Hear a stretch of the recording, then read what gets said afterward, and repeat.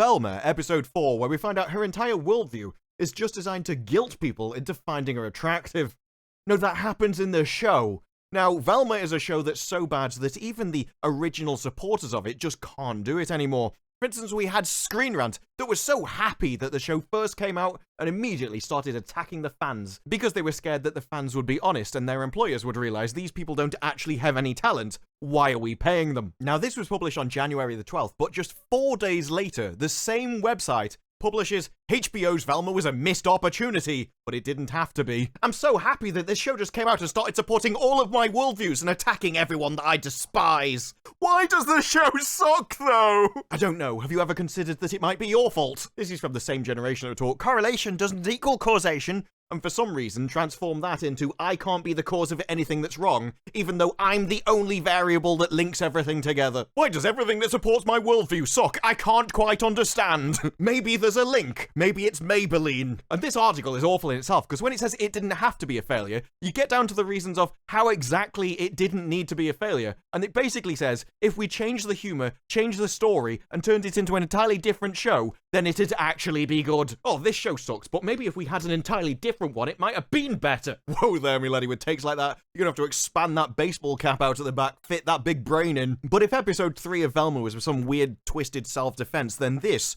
is even stranger. It's all about standards and how Velma is determined to bring everyone else down beneath hers. Now, this may be hard to believe, but I was never that popular. Nah, love, we have confirmed that you're still not popular. I hate hot girls. Except Daphne. Who was that? That was not Norville. This is Norville. But if you can manage to not get too horned up from his magnetism. So who was that guy? Except Daphne. You can manage to not get too horned up. Except Daphne. Did you just randomly change Norville's voice actor and expect no one to notice? This isn't part of the plot. They just carry on as if nothing's happened. And if it is the same guy, why did he randomly decide to use a different voice? I'm just gonna talk like this for the rest of the episode and no one will know a difference. Help! Help! There's been another person who's had their brain removed. I swear there's gonna be a plot twist where they just x-ray Velma and realize hers has been missing all along. I got good news and I got bad news. Give me the good news. Fred is exonerated and going free. I was really hoping that he left a threat for Velma next. For the bad news, the real murderer is still on the loose. You knew he was on the loose. He's just killed somebody. What did you think it meant? How come no one ever cared this much about my missing mom? Because you were such an insufferable bin that your mum left voluntarily. She was either going to leave or suck her own brain out just so she could survive your company. I think she made the right choice. We have found a pattern. Each of the victims is hot. Life is now even harder for beautiful girls. Sure is. I mean, you're born out of a crack, pay your way through life with a crack, and then go to that great massive crack in the sky. It's a tough job, but someone's got to do it. Gigi and her friends already spend half their days responding to compliments. Yeah, there is an interesting angle to the start of this episode. It starts incredibly bitter to anyone who wasn't born a 2, moves into brutal honesty, which quite frankly I'm amazed they even put in, and then we end with a very large dose of cope. Oh, if you thought in the last episode them cheering that Fred was being locked up as an innocent person, well now there's a whole new array of targets in front of them. And those targets are basically anyone more attractive than Velma. And that is a long list. Although in the episode Velma does mention someone which actually manages to be beneath her, so you know.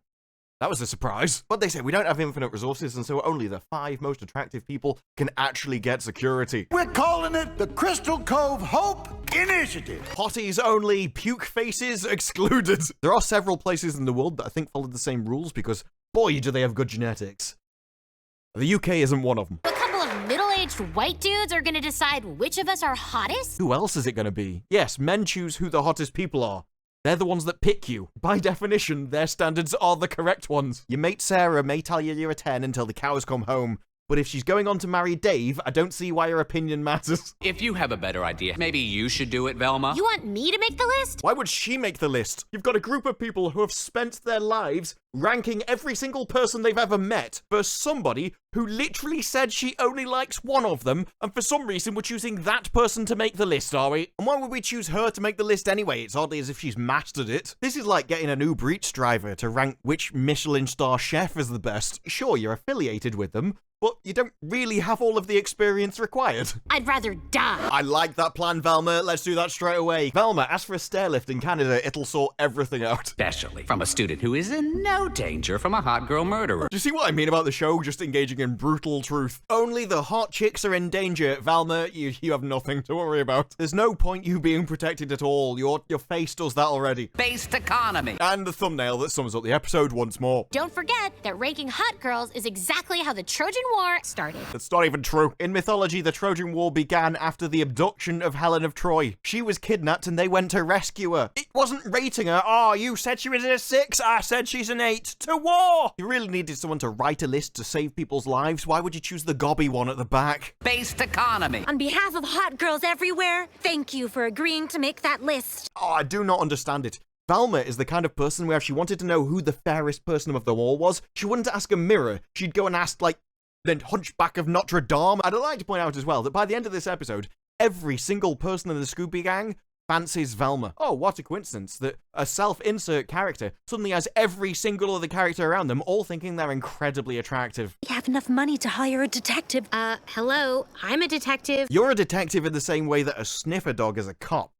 Except less cute and more likely to sniff someone's backside. But Velma lets us know that she whines just to hear the sound of her own voice, not because she has any actual problems to complain about. If you want to help take something off my plate, make this hot girl list for me. If you didn't want to do it, why did you take it away from the 2 people that have been rating people for their entire life? This is so typical. I lack the capability to do it myself, but I don't want them to do it because I despise them. It's basically the foundation for this show. I can't do it. Every other girl looks like a potato in a dress to me. So Velma maneuvers herself into a position to write a list that she can't do because she's not attracted to any of them, or because she didn't want 2 people that would have been attracted to them to actually make the list in the first place, even though theirs would have been accurate and easy. You got that? Good. It's the plot line of the episode. We then get a montage of a load of people trying to impress Velma in order to try and get on the list because that'll mean that they won't actually be killed, and Velma having absolutely no idea who is, who isn't, and why, because if she did, she wouldn't look like that. Thank God hot girls would rather be murdered than enter the band room. To be fair, probably not the band that's putting them off. It's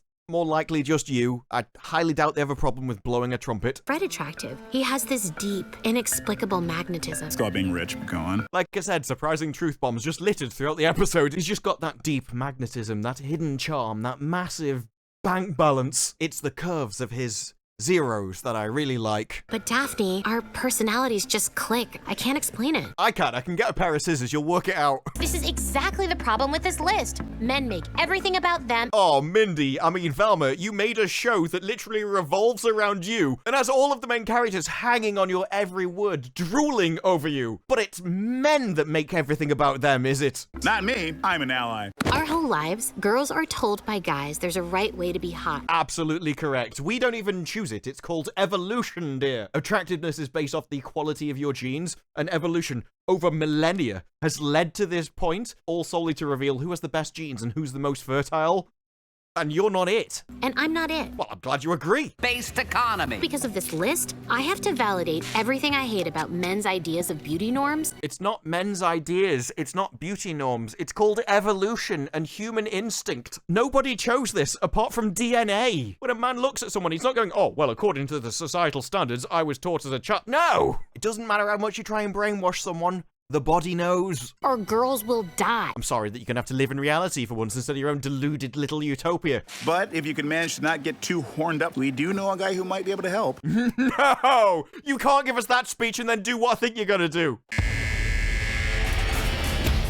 Oh, you did it! You actually gave us this huge speech at the start about, I can't believe that men might actually recognize the difference between 2 people and not think they're perfectly identical at all times. This is so horrendous that only I could possibly make this list myself. Oh no, I can't make the list that I said I was going to do. Better go back to the people I complained about at the start and get them to do it. Because unlike me, they actually do some work for once. So that's what we're gonna guess. We're gonna get a man to make the list that she said that men shouldn't be able to do. But obviously now we've got a man involved, we've solved the problem.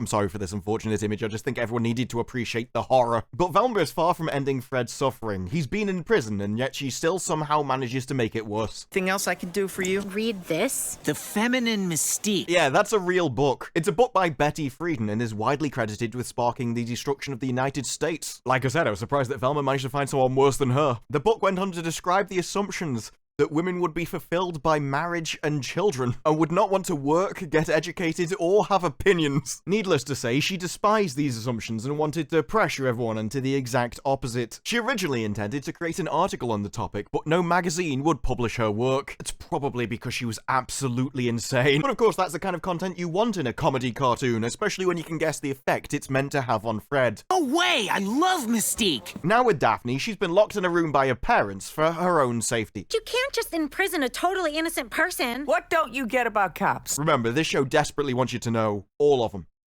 All of them. Norville visits trying to work out Daphne's personality so he can imitate it himself, and random event happens in order to try and give a vague air of plot for this episode. Who just threw a rock through my window? That's about as deep as this show gets. So you see, it's not a rock, it's a geode from the Crystal Mines. That must mean that my parents are over there. This is a mystery. Here's your dumb list. If society exerted half this effort teaching girls not to be slaves to the patriarchy, And all of them could look like you, and our birth rate could just turn into a perpendicular line. we wouldn't have this problem in the first place. Because we wouldn't have any human beings in a generation. But the cop has the idea that if he only actually kills attractive people, then Velma, why don't you just make everyone like you? Why don't you get the world to lower all of their standards just so their bar is as low as yours? I get to actually release these girls from the shackles of the male gaze? Yeah, you can make them repulsive, just like you. You've been practicing for this your entire life. The plot of this entire episode is that Velma wants to use her ideology to drag everyone down so they're more repulsive than she is. I have never seen a more mask-off admission than this show is. Exactly.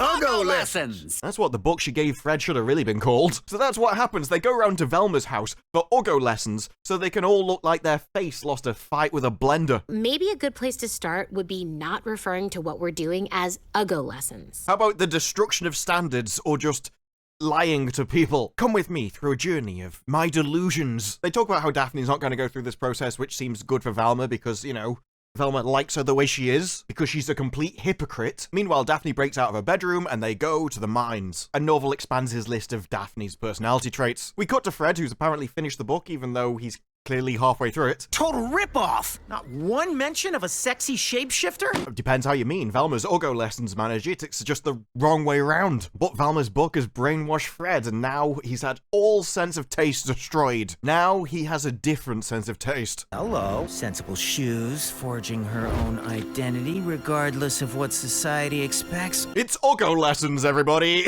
Even by their own admission, Velma's ideas are meant to make people less attractive, to drag them down to the level that they are themselves, the people that are pushing them, and then somehow, magically, get men to lower their standards so they still find them somehow a bit acceptable. This is an astonishing show. She's just got this kind of mystique. And just this vague sense of cat piss. What have you done to me? You've turned me into a Californian! Next up, I'm going to be working at Meta and only going for people with fluorescent-coloured hair. This whole thing really is just the wet dream of the Twitter Trust and Safety Council, isn't it? We have one day to unlearn a lifetime of internalized misogyny. That means become ugly, by their own admission. I'm sorry, were you born with good genetics? Oh, discrimination. Remember that time when we weren't going to judge people for how they were born and can't control? Ha! Now we just blame it on society. If you're not deliberately getting Ugo lessons, you're just a bigot. I'm getting waxed at 4. Then we have until 4. I'm surprised she didn't lock her under the stairs and wait till her armpit hair grew so long she could braid it. So Velma starts choosing clothes for him. Oh, you can't do that, it looks too good. Oh, these might make you look repulsive. Oh, this is disgusting. They still don't make you disgusting. Now you look hot and relatable. Ugh, just put on the sleeping bag. This is the strangest plot of any show I've ever seen. She gets them to appreciate the feminine form. So they all draw tacos and go and visit the local fish market. And I don't know what's happened here. It's less like roast beef and more like one of them's exploded. And here we are, their final form of Ugo lessons. I think they've been very successful. Mission, make everyone look worse than me so someone might actually get with me for once. Completed. It really does say a lot about these ideas that they all just come from a place of bitterness, greed, and selfishness. Velma doesn't need education, she needs a padded cell. Norville takes Daphne to a mine museum, and I'm only going to go through the backstory because it's probably going to be relevant in the future. There were 2 people mining, they found the geodes, and one killed the other one for the mine. But it turns out the crystals were worthless. Eventually, though, people believed that the crystals had special powers, and so it became a huge tourist destination. Until the fad eventually faded, and everything closed. I feel like I've been here before, as a baby. Oh no, it's Willow again. Willow saved my life. It's my turn to save his. How do you know where to go? I was born here. It was stupid in Willow, but at least it was original. How did you come to the same ridiculous idea? If there'd been a bigger gap, I would have thought you were taking the piss out of it, but apparently, no. Stupidity can strike twice in the same place. This time, Daphne was born in a mine and somehow has memories of it as an actual baby. Is that crazy? Yes, 100% yes. I don't care how much in Willow they pretended that getting born in a place somehow gave you a magic GPS map of the entire area. What if that geode was thrown by my birth parents? What if it was a meteorite from outer space? What if an elephant came along and just kicked it through my door? What if a tank had fired it at me? All of these things are completely unlikely scenarios that you have no reason to believe, but for some reason I have a feeling this one's going to be correct somehow. Oh look, I've been to a shiny museum. I guess my parents must be related to it in somehow. This is supposed to be a mystery show and it has absolutely no logic involved.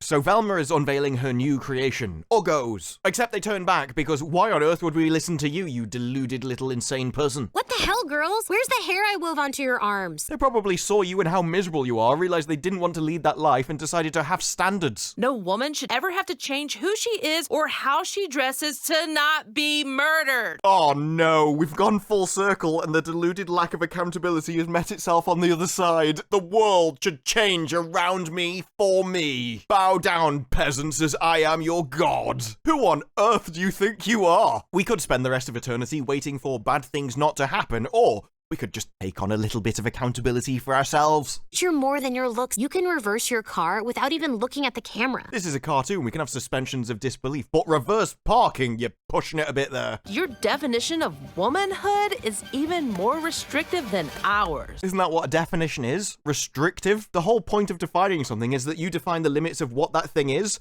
and so that things which aren't it can't be included in the definition. It has to be restrictive, otherwise a definition is pointless. But no, this is Velma's redemption arc as she realizes, actually, everyone can be like this. Oh, scales have fallen from my eyes. I may want to become an Uggo, but some people might not, and they're okay too. It's like a less inspirational version of Event Horizon. So Velma decides that actually she's right. And so to prove that she's right, dresses up like some kind of blue-haired elf. And I know I used that to take the piss earlier in the episode. Honestly, I did forget this part of the show was happening. We've gone beyond cosplay straight into you look like a lunatic monster immediately. I have no clue how to be a woman in a way that doesn't judge other women. I mean, from what I've seen, that seems to be an integral part of it anyway. Oh my god, look at her shoes. You don't get that with guys, where if anything, it's unusual for them to talk about your appearance. So you picked monster. To be fair, she was one to begin with anyway. You can see that just by the book she gave Fred. And her face, obviously, there's the face. How dare you call any woman a monster, you monster? Unfortunately, to take the moral high grounds, the minimum thing you actually have to have is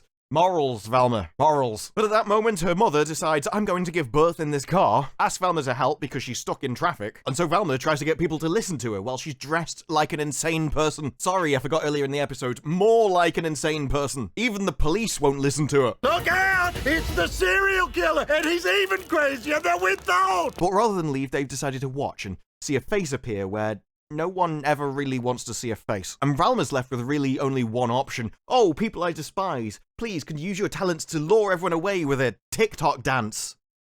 I wish I was making this up.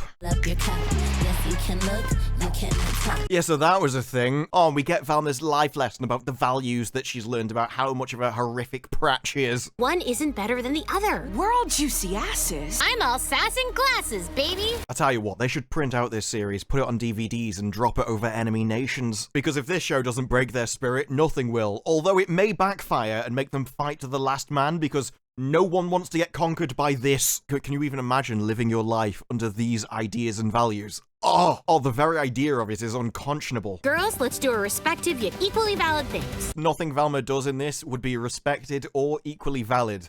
Largely because she does this. Yeah, she just starts pushing people over and throwing them for absolutely no reason. I'm equally valid! No, you should be in prison. You could share a cell next to the creator who's been locked away for damage to the universe. Everyone's just getting yeeted. That one went to outer space. Oh, but don't worry, Fred's book's back. I've fallen for Velma. She's so Uggo, I might actually like her now. Don't read Velma's textbooks. They're actually dangerous. It's a fate worse than death, isn't it? She's a leader, brilliant, and knows herself. How can you not know yourself? You spend 24 hours a day with you at all times. I need to find myself and heal. Somebody fetch the basketball team. But Daphne and Norville are at the Crystal Mines. Norville talks about how he seems to really know the serial killer, and he's like, I'd be a really good one. But Norville realizes, I just can't replicate Daphne's personality because she's just so strong and powerful and loves danger, and I'm a scared little coward. I'm weak and pathetic, and so Velma will never like me because I can't be like you. You're just so amazing. And so I've got to walk off in shame. But as he leaves, Daphne has to leave as well, and there's a guy hiding within the mines, which have been boarded up, so I don't know how he gets outside to get food. Just turn your brain off, don't ask questions.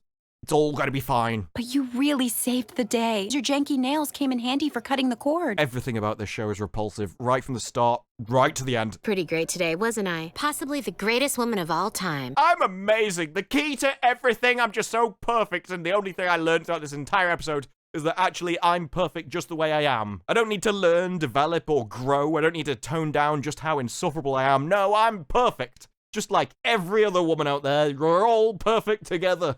We're all 10s, just in our own new, unique way that absolutely nobody else could possibly judge. Because if they did, that would make them a bigot. I really hope my little girl grows up to be just like you. Probably for the best, because if she grew up just like me, then after that line, she'd need to vomit in a bucket. Thank you, Sophie. On the inside, at least. Based economy. Yeah, it better not be the outside. I mean, we do have eyes. Oh yeah, and then we cut to Velma doing this in the mirror, because, you know...